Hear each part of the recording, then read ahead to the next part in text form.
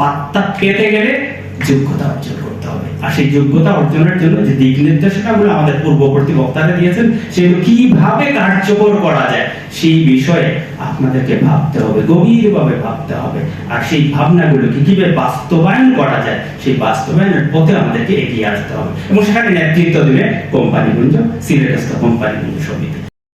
আলাপ করবেন ঢালাওভাবে মাস্টার্স করা হচ্ছে, এটা জাতীয় সম্পদের বিশাল বিরাট অপচয়, বিশাল এবং বিরাট অপচয়। এগুলো ব্যবসা ব্যবসা ব্যবসা স্রেফ ব্যবসা, দরকার নাই। আমরা 3 বছর অনার্স করেছি, 1 বছরে মাস্টার্স করেছি, আর এখন ছেলেমেয়েরা 4 বছরে অনার্স করছে, ইকুইভ্যালেন্ট টু মাস্টার্স। ওটা মাস্টার্সের সমান। মাস্টার্স আর দরকার নাই। শুধু যারা উচ্চ শিক্ষা নেবে, লেখাপড়া করাবে, শিক্ষকতা করবে, গবেষণা যাবে, শুধু তারা মাস্টার্স করবে। বড় ওই মাস্টার্সের দিকে না গিয়ে সে অনার্স কমপ্লিট করেই সে জীবন যুদ্ধে ঝাঁপিয়ে পড়বে, স্কিল ডেভেলপমেন্টের দিকে ঝাঁপিয়ে পড়বে। তো আসলে সময় এসেছে আমাদের এগুলো নিয়ে ভাবতে হবে।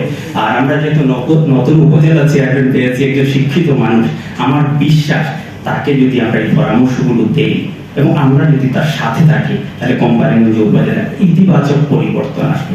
কারণ আমরা অনেক পিছনে পড়ে আছি, সারা পৃথিবী পরিবর্তন হচ্ছে, কিন্তু আমরা যেন শেওলার মতো নড়াচড়া করতে চাই না।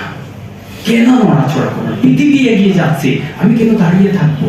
আমিও হাঁটবো, হাঁটা থেকে দৌড়াবো।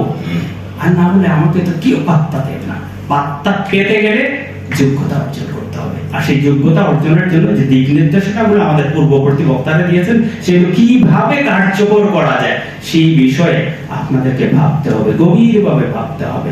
আর সেই ভাবনাগুলোকে কিভাবে বাস্তবায়ন করা যায় সেই বাস্তবায়নের পথে আমাদেরকে এগিয়ে আসতে হবে। এবং সেখানে নেতৃত্ব দিবে কোম্পানিগঞ্জ, সিলেটস্থ কোম্পানিগঞ্জ সমিতি।